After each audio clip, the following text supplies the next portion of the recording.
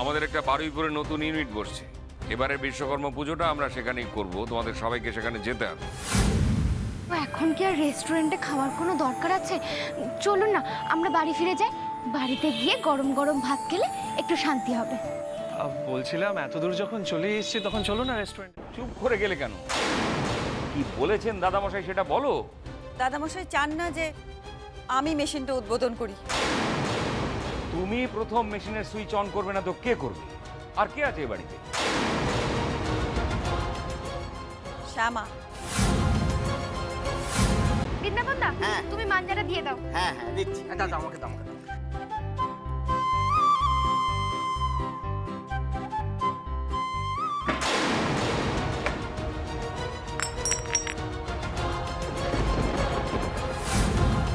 কি হচ্ছে এখানে সব বনমালীদা?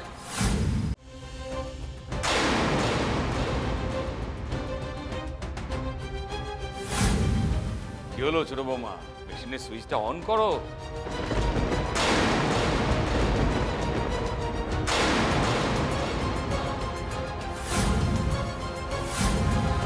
স্টাফ ওই মিটার বক্স এরিয়ায় গেছিল জল আনতে, আর তখন টের পেয়েছে যে ফ্যাক্টরি এরিয়াতে কেউ ঢুকেছিল। কোনো লোককে দেখতে পেয়েছে? না, কাউকে দেখতে পাইনি, কিন্তু একটা পারফিউমের গন্ধ পেয়েছে।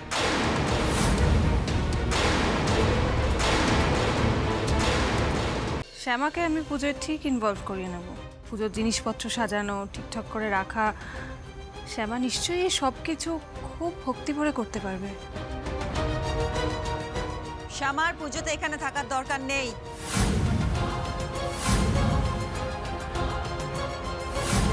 বসন্ত চৌধুরীর অন্যান্য বৌমারা যদি পুজোতে অংশগ্রহণ করতে পারে তাহলে শ্যামাও অংশগ্রহণ করবে, এটা আমার আদেশ।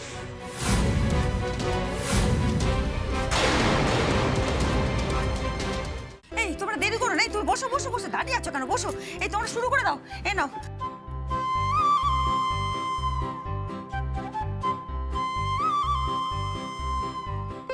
এইভাবে না ছেলে মানুষই করো না। তুমি তো আমাকে বলেছিলে, কি বলেছিলে? যে মানুষের মন দেখতে, রং না।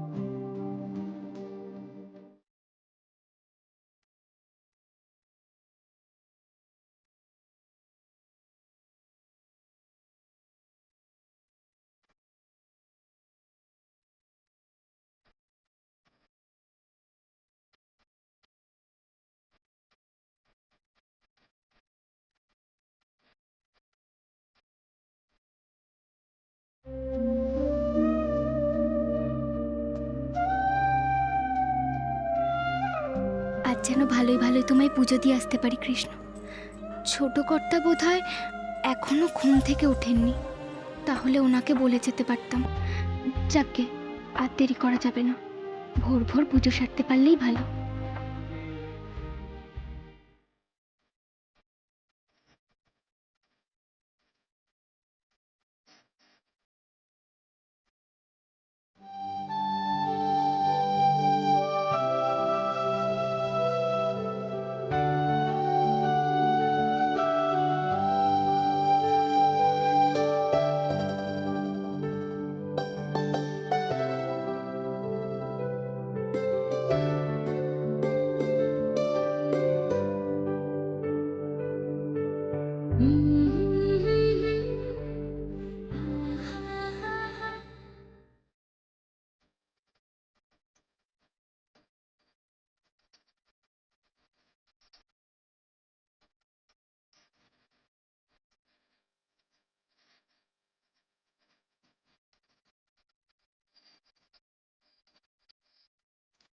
সবাইকে ভালো রেখো ঠাকুর, সবার মঙ্গল কর। মা, বাবা, কেষ্ট, বাড়ির সকলের জন্য যে আমার বড্ড চিন্তা হয়। ছোট কর্তা বলেছেন কেষ্টর চিকিৎসার ব্যবস্থা করবেন, ভালো ডাক্তার দেখাবেন, অপারেশনের টাকা দেবেন। এবার তো আমার ভাইটাকে তুমি সুস্থ করে দাও। আর কর্তা মা, বাবা, চৌধুরী বাড়ির সকলের মন থেকে সব কষ্ট তুমি দূর করে দাও। সারা জীবন যেন মিলেমিশে আনন্দে থাকতে পারে ওরা। আমাকে নিয়ে যেন ওদের মনে কোনো অশান্তি না থাকে। পুজোর দায়িত্ব পালন করার সঙ্গে সঙ্গে রাধারানীর জন্য গানও যেন গাইতে পারি আমি। তুমি আমায় পথ দেখিও কৃষ্ণ, তুমি আমায় পথ দেখিও। প্যান্ডেলের কাজটা যতই কঠিন হোক সুজাতা, আমার মনে হয় ছোট বৌমা সেটা ঠিকঠাক সুন্দর করে ফুটিয়ে তুলতে পারবে।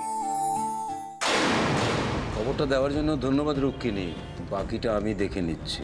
পাড়ার বারোয়ারি পুজোর কাজে হাত লাগাবি শ্যামা। ত্রিলোচন সরকার থাকতে তো সেই কাজটা তুই ভালোভাবে করতে পারবি না।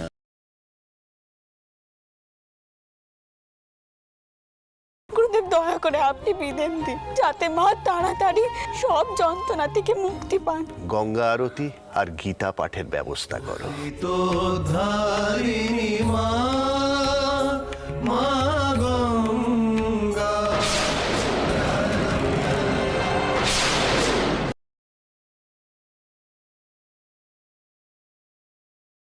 বিয়ের রাত পোয়াতে না পোয়াতেই আমার নতুন যা কোথায় যেন উদাও হয়ে গেলেন। আমার মনে হয় অননাদি আবার কিছু লুকোতে চাইছে, কিন্তু কিন্তু সেটা কি? একবার অতীতের একটা ঘটনা চাপা দিয়েছি বলে আমাকে কি বারবার তোমাদের সবার সন্দেহের মুখে পড়তে হবে? অননাদি, তুমি ভুল বুঝছো। আমরা কি এইটুকু জানতে পারি না তোমরা ট্যাক্সি নিয়ে কোথায় চলে গেলে? আমার এই প্রশ্নগুলোর উত্তর তোমায় দিতে।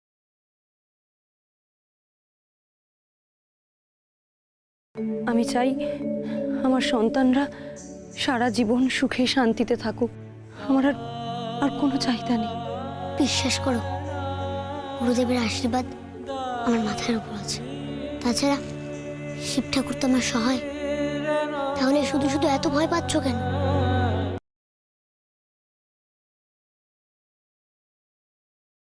প্রহরীদের কারুর ক্ষমতা নেই আমাকে ধরবে। খোদ রাজাকে আটকায় এমন সাধ্য কার আছে? একদিন সারা পৃথিবী জানবে কি ভয়ঙ্কর ষড়যন্ত্র করেছিলেন রানী মণিমল্লিকা। আর মাত্র আজকের রাতটুকু, রাত পোহালে অন্য পথে বইতে শুরু করবে আমার জীবন। কর্ণর অফিস থেকে যেরকম করে হোক একটা কর্ণ সই করা পেপার জোগাড় করতে হবে। উনি তো আমাকে ডাকছিলেন, দেখো। অফিসের ভেতরের কোনো ফুটেজ কেন দেখতে পাচ্ছি না? অফিসে কি আবার কোনো সমস্যা হলো? কি মাসি?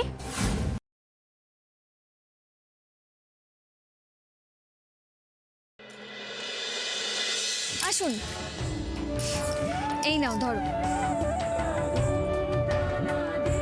বাবা, এ তো দেখছি লক্ষ্মী আর নারায়ণ দুজনের মনে সমান দয়া।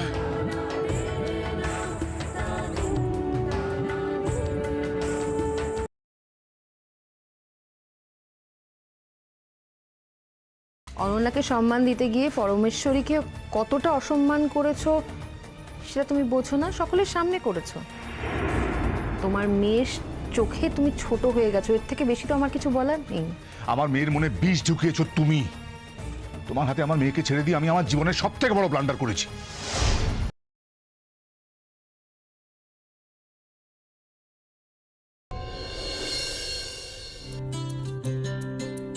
लम्हा लम्हा दूरी यूं पिघलती है, जाने के साग में ये शबनम जल। পুজো হচ্ছে সেখানে কাসর ঘন্টা বাজবে, সেটাও আমার।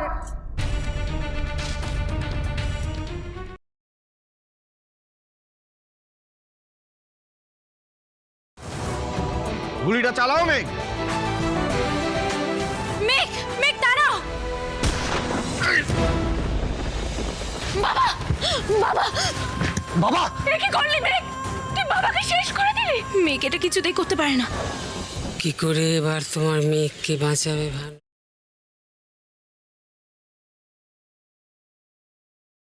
তোমার মন খারাপ? কাউকে ভালোবেসে ফেলেছো? মুখ দেখে তাই মনে হচ্ছে জানো। আর তোমার মুখ বলছে